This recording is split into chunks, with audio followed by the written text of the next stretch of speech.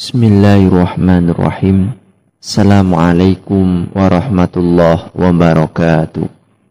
Pak, apa hukum seorang imam menegakkan sholat, jangankan sampai mengingatkan makmum, langsung takbir misalnya? Awalnya ikhwatul iman, seorang imam dia harus memiliki pemahaman yaitu yang telah dicontohkan Nabi SAW atau yang kita sebut dengan pemahaman sunnah. Siapapun dia, ketika dia menegakkan salat, dia menjadi imam, dia harus orang alim. Alimnya dalam arti kata pemahamannya, pembacaan Al-Qur'annya, dia hafal Al-Qur'an, dan bukan itu aja, dia harus juga mengetahui, mengikuti sunnah Nabi SAW.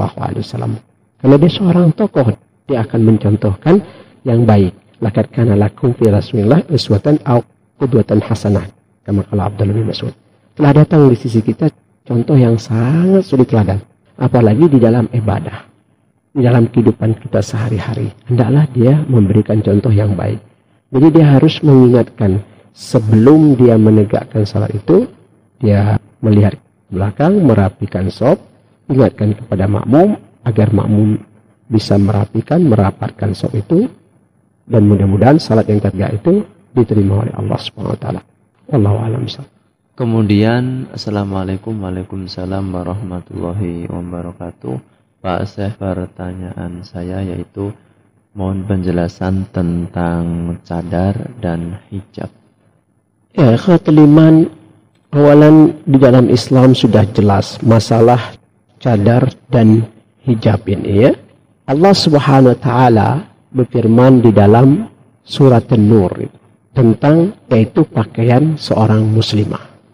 Kama qala Allah Ta'ala, "Qulil mu'mina yaghudna min absarihinna wa yahfadna furujahunna wa la yubdina zinatahunna illa ma dhahara minna wal yadhribna bi khumurihinna ala juyubihinna wa la yubdina zinatahunna illa li ba'ulatuhunna." Katakanlah kepada wanita yang beriman, hendaklah mereka menahan pandangannya dan memelihara kemaluannya, dan janganlah mereka menampakkan perhiasannya kecuali yang biasa nampak daripadanya. Hendaklah mereka menutupkan kain kudung ke dadanya, dan janganlah menampakkan perhiasannya kecuali kepada suami mereka, atau ayah mereka, atau ayah suami mereka, atau putra-putri suami mereka, atau saudara-saudara laki-laki mereka, atau putra-putra saudara laki-laki mereka, atau putra-putra saudara perempuan mereka, atau wanita-wanita Islam, atau budak-budak yang mereka miliki, atau pelayan-pelayan laki-laki yang tidak mempunyai keinginan terhadap wanita, atau anak-anak yang belum mengerti tentang aurat wanita. Dan janganlah mereka memukulkan kakinya akan diketahui perhiasan yang mereka sembunyikan. Dan bertobatlah kamu sekalian kepada Allah, hai orang-orang yang beriman, supaya kamu beruntung. Maka ikhwatul iman ini dia menutup yaitu kepalanya dan dadanya, wajah dan tangan. Ketika Asma binti Abu Bakar Shaddiq, Asma sudah bikran, sudah perawan, ya kondisi tubuhnya sudah berbeda. Dia salah satu mendapat pendidikan karena Aisyah, yaitu zaujin Nabi SAW, istri Nabi SAW, Ummul Mukminin. Itu Rasulullah memanggil, ya Asma, hada thiyab la islah laki.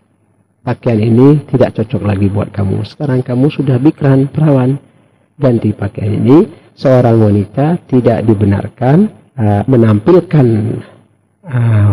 dirinya kecuali hanya wajah dan tangan saja. Dalam arti kata, berpakaianlah tidak pakaian yang sempit atau ketat, dan pakaianlah yang menutup aurat dari atas kepala, yaitu dan tutupkan dadanya. Nah, jadi jilbab itu dari kepala sampai dada. Maka kalau kita ngelihat ikhwatul iman, tidak boleh kita membikinkan sesuatu budaya jilbab ini jilbab tren. Yang ini libasul muslim ini yang sudah dicontohkan Nabi SAW. Rapi, tidak ketat, ya tidak jarang, dan menutup aurat, dan memakai gamis dan memakai celana yang sampai menutup kaki bawahnya. Yang kedua, cadar. Cadar ini yang mana untuk istri-istri Nabi. Dan ada istri sahabat nggak bercadar, tapi berpakaian rapi ya khatiman. Tetapi Imam Ahmad mengatakan kalau dia cantik, dia menimbulkan fitnah, maka hendaklah dia berpakaian cadar. Silahkan saja. Tapi kalau hanya seperti biasa saja, ikhwatul iman, ya pakaian yang muslimah, yang rapi, yang telah dicontohkan Nabi SAW itu sudah cukup. Allah Subhanahu wa taala berfirman dalam surat Ahzab nomor 59. Kama qala Allah Ta'ala ba'da a'udzu billahi samil 'alim minasyaitonir rajim, ya ayyuhan nabiyyu qul li azwajika wa banatika wa nisa'il mu'minina yudnina 'alaihinna min jalabibihinna. Dzalika adna an yu'rifna fala yu'dain. Wa kana Allahu ghafurar rahima. Hai Nabi, katakanlah kepada istri-istrimu, anak-anak perempuan dan istri-istri orang mukmin, hendaklah mereka mengulurkan jilbabnya ke seluruh tubuh mereka. Yang demikian itu supaya mereka mudah dikenal, karena itu mereka tidak diganggu dan Allah adalah Maha Pengampun lagi Maha Penyayang. Dari atas kepalanya sampai ke bawah kaki, itu tertutup semua, tidak kelihatan. Ketika ayat ini turun, ayat jilbab ini, maka Umar bin Khattab selalu mengatakan, ya Rasulullah, syubhana fin nisa, lihatlah wanita ini bagaimana. Ketika Allah menurunkan ayat ini, istri-istri Nabi semua berpakaian dari atas kepala sampai ke bawah. Tidak ada lagi yang kelihatan, ya, termasuk wajahnya, ya. Dan ini yang disebut namanya cadar, ya. Jadi silahkan kalau ada yang mau berpakai cadar, silahkan. Kalau ada memakai jilbab dan berpakai jilbab syar'i, ya, yang menutup kepalanya dari dadanya, yang hanya kelihatan wajah dan tangan saja, tapi tidak bersolek. Ayyam ra'in kharaja min baitha wa zawjaha wa ahla radi'anha fa ja'ala kullu khutbatin dinar. Siapapun wanita yang bersolek, berpakaian, yang menampilkan wajahnya, yang menggunakan wangi-wangian, dan dia keluar dari rumah, suaminya membiarkan, membolehkan, dan keluarganya, yaitu orang tuanya, saudaranya, maka Allah jadikan setiap langkah tempat di api neraka nanti. Wallahu a'lam bishawab. Kemudian yang berikutnya itu Assalamualaikum warahmatullahi wabarakatuh. Pak Syekh, saya mau minta penjelasan tentang dia tidak beranak dan tidak diperanakkan. Ya, ikhwatul iman, ini di dalam surat Qul Huwallahu Ahad. Sabab nuzul ayat ini ketika orang Yahud dan orang kufar Quraisy mengatakan kepada baginda Rasulullah SAW, yakni memberikan statement, setiap ibadah itu ada yang disembah. Engkau menyembah apa ya Muhammad? Maka Allah turunkanlah ayat Qul Huwallahu Ahad, Allahus Samad, lam yalid wa lam yulad wa lam yakul lahu kufuwan ahad. Ayat ini diperkuat lagi di dalam surat yang lain, laisa kamitslihi syai'un wa huwas sami'un basir. Tidak ada yang serata dengan Allah, tidak ada Allah bisa diperumpamakan, tidak ada yang bisa menyerupai Allah Subhanahu wa taala. Maka di dalam manhaj akidah kita Ahlussunnah wal Jamaah tidak dibenarkan mempersamakan sifat Allah ini dalam arti kata, yaitu la ta'til wa la tahrif wa la taqif wa la tashbih wa la tahrif, ya. Ini ada 5, ya. Katakanlah, dialah Allah yang Maha Esa. Allah adalah Rabb yang bergantung kepadanya segala sesuatu. Jadi semua kita ini bergantung kepada Allah SWT. Allahu la ilaha wal hayyul qayyum. Yani qadir ala qiyam. Dia mampu berdiri sendiri. Dia tidak butuh siapapun. Maka pantas kita menyembah Allah SWT. Karena dia sang pencipta dan dia segala-galanya. Dan tiada beranak dan tiada pula diperanakkan. Ini kalimat, kalau dia beranak, berarti dia ada warisan. Benar? Kayak kita meninggal, kita punya warisan anak kita. Maka dia tidak memiliki sifat ini. Dan tidak ada seorang pun yang setara dengan dia. Dan dia kekal dan abadi, tidak bisa kita memperumpamai dia.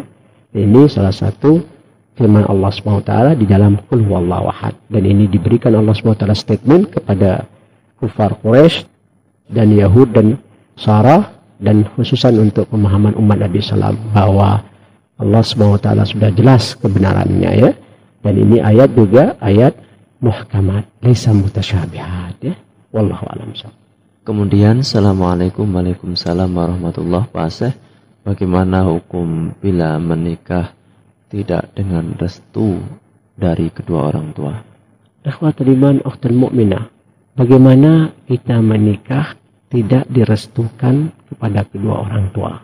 Tidak dibenarkan seorang pemuda menikah wanita tanpa izin, yaitu ahliha, walinya. Az-zani alladhi yankahu bidun wali.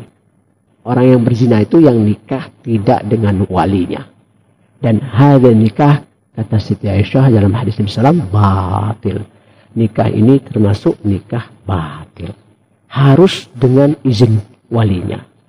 Maka Allah Ta'ala di dalam surat Nisa, fankihunna biidni alihunna wa ati ujurahunna. Nikahkanlah dia dengan izin walinya dan berikan dia mahar. Harus ada mahar, ya.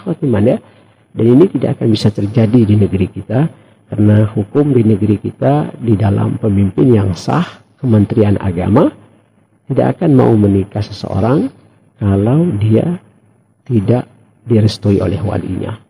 Ya, ini kecuali kalau dia tidak memiliki wali, yakni wali amrah dan wali nasab, ataupun diganti nanti dengan hakim. Itu boleh, tidak masalah. Jadi kalau dia tidak memiliki siapa-siapa, hakim saja. Amma kalau dia selagi memiliki wali, harus dia minta izin dengan walinya. Amma laki-laki, misalnya orang tuanya tidak sejalan dengan anaknya menikah, yakni kepada seseorang wanita, kita lihat dulu kenapa abah kita tidak sejalan.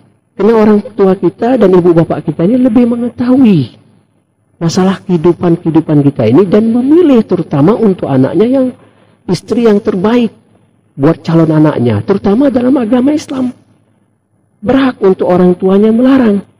Ini supaya hidup kita rukun dan damai, ya. Dan mendoakan Anda supaya menjadi baiti jannati, ya, rumahku surgaku. Wallahu a'lam bishawab. Kemudian yang berikutnya, Assalamualaikum Waalaikumsalam warahmatullahi. Pak Syekh, bagaimana kejelasan misalkan seorang anak berusia 15 tahun meninggal karena bunuh diri, apakah diterima Allah atau bagaimana? Ya, awalnya akhwatul iman, Allah Subhanahu wa taala mengharamkan orang yang membunuh jiwa tanpa sebab. Ada beberapa surat di Al-Qur'an, dalam surat Al-Isra, surat Bani Israel, kama qala Allah taala, ولا تقتلوا النفس التي حرم الله إلا بالحق ومن قتل مظلوما فقد جعل لوليه سلطانا فلا يسرف في قتله إنه كان منصورا. Dan janganlah kamu membunuh jiwa yang diharamkan Allah membunuhnya, melainkan dengan suatu alasan yang benar, dan barang siapa dibunuh secara lalim, maka sesungguhnya kami telah memberikan kekuasaan kepada ahli warisnya. Tapi janganlah ahli warisnya itu melampaui batas dalam membunuh. Sesungguhnya ia adalah orang yang mendapat pertolongan. Ya, jadi akhwat iman, pertama kita tidak boleh membunuh jiwa. Dan ini akan dituntut akhwat iman sama ahli warisnya. Tetap mendapat kemenangan akhwat iman. Seperti kisahnya Muawiyah bin Abi Sufyan dan Ali bin Abi Thalib ketika meninggalnya atau pembunuhan Utsman bin Affan. Padahal Muawiyah bin Abi Sufyan, permasalahan ini dia bisa kalah sama Ali bin Abi Thalib. Tapi dia minta atar, yaitu atas kematian Utsman. Ibn Abbas langsung istambat hari ayah, memberikan penjelasan, Ali kalah, Muawiyah menang. Betul. Jangan coba-coba kita membunuh siapapun. Apalagi akhir-akhir ini pembunuhan orang Islam ini banyak, dengan sebab yang tidak jelas, ya. Dengan sebab untuk menyenangkan orang-orang yang non-Islam, ya. Dan ini harus dengan hukum yang jelas, hukum yang benar. Andai kata seorang muslim berbuat jahat, dia pantas dibunuh, itu tidak ada masalah. Maka dia harus dibunuh. Kalau dia membunuh orang, tapi amma kalau dia nggak jelas, nanti dia punya keluarganya, sesepuhnya, masyarakatnya menuntut nanti. Sampai hari kiamat, ya iman, ya. Dosa ini, ya. Dan yang kedua, ya iman, kama qala Allah Ta'ala dalam surat Al-Furqan, وَالَّذِينَ لَا يَدْعُونَ مَعَ اللَّهِ إِلَٰهًا آخَرَ وَلَا يَقْتُلُونَ النَّفْسَ الَّتِي حَرَمَ اللَّهُ إِلَّا بِالْحَقِّ. Kepada Wahsy ketika dia membunuh Hamzah dan orang-orang kufar Quraisy sebelum mereka masuk Islam, mereka menyembah berhala, menyekutukan Allah ya, dan membunuh jiwa tanpa sebab dan berzina. Kita baca ini nomor 68. Dan orang-orang yang tidak menyembah Rabb yang lain beserta Allah dan tidak membunuh jiwa yang diharamkan Allah membunuhnya kecuali dengan alasan yang benar dan tidak berzina. Barang siapa melakukan demikian itu niscaya dia mendapat pembalasan dosanya. Kecuali orang yang bertobat. Pertanyaan akhi tadi, seorang anak yang 15 tahun atau seseorang membunuh diri ya tanpa sebab, haram hukumnya. Tidak boleh kita salatin ya ikhwatul iman. Kalau dia sudah balik umur 15 tahun, yakni sudah, kalau laki-laki hulum ya, umur 12, 13 tahun atau 10 tahun ke atas itu dia sudah mimpi, berarti dia sudah jatuh hukum Islam buat dia. Kalau wanita bikran perawan ya, dia sudah jatuh juga hukum buat dia. Maka dia tidak dibenarkan untuk membunuh dirinya atau menganiaya dirinya. Maka seorang tua harus memberikan pemahaman anaknya, pemahaman agama berikan ya khatiman, supaya ini bekal untuk masa depannya dalam kehidupan dunia yang seperti sekarang ini yang penuh dengan permasalahan ya. Allah Subhanahu wa taala berfirman di dalam surat Nisa, ya ayyuhalladzina amanu la ta'kulu amwalakum bainakum bil batil illa an takuna tijaratan an taradi minkum wa la taqtulu anfusakum innallaha kana bikum rahima. 29. Hai orang-orang yang beriman, janganlah kamu saling memakan harta samamu dengan jalan yang batil, kecuali dengan jalan perniagaan yang berlaku dengan suka sama suka di antaramu. Dan janganlah kamu membunuh dirimu, sungguhnya Allah adalah Maha Penyayang kepadamu. Al-Bukhari banyak mengatakan orang yang bunuh diri tidak dibenarkan ya untuk menyalatinya ya. Wallahu a'lam bishawab. Kemudian satu lagi, Assalamualaikum Waalaikumsalam warahmatullahi wabarakatuh. Pak Syekh, di mana tempat-tempat yang mustajab untuk berdoa? Masjid ya. Ketika Anda berdoa, awalan mustajab di masjid. Itu paling mustajab. Ya di rumah silahkan. Waktu-waktunya yaitu di antara adzan dan qomat, ba'da salatul wajib, sesudah salat wajib ya, dan juga di waktu lail, muntasaf lail, awjaf lail, sepertiga terakhir, itu doa-doa mustajab. Atau inda nuzul ghaiz, ataupun ketika turun hujan itu minta kebaikan dan keberkahan, dan itu pada waktu-waktu mustajab. Dan paling bagus di masjid itu kita minta kebaikannya.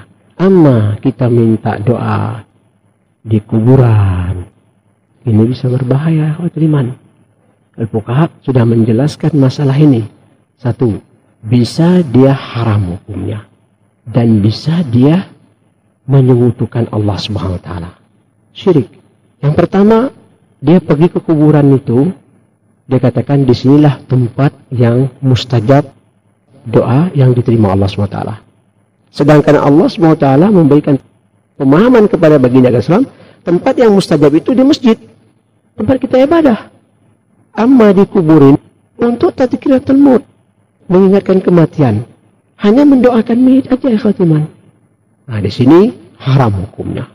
Yang kedua, bisa syirik ketika dia minta, yakni istighatsah bil wali. Dia minta pertolongan, minta kebaikan kepada mayit itu agar doanya dikabulkan Allah SWT. Dan ini haram hukumnya ya khatiman ya. Ini tidak dibenarkan. Jadi doa yang paling mustajab itu paling bagus di masjid ya. Datanglah ke masjid, terutama menegakkan salat 5 waktu berjamaah. Wallahu a'lam bishawab. Tapi khatiman, insyaallah kita sampai di sini ya. Mohon maaf, billahi taufiq. Assalamualaikum warahmatullahi wabarakatuh. Ayuhal muslimun, demikianlah tadi tausiah yang disampaikan oleh beliau. Semoga menjadi ilmu yang bermanfaat bagi kita. Atas kebersamaan Anda di pagi ini kami ucapkan terima kasih. Atas segala kekurangannya kami mohon maaf. Subhanakallahumma wa bihamdika, asyhadu an la ilaha illa anta, astaghfiruka wa atubu ilaika. Sallallahu ala Muhammadin wa ala alihi wa sahbihi wa sallam. Wassalamualaikum warahmatullahi wabarakatuh.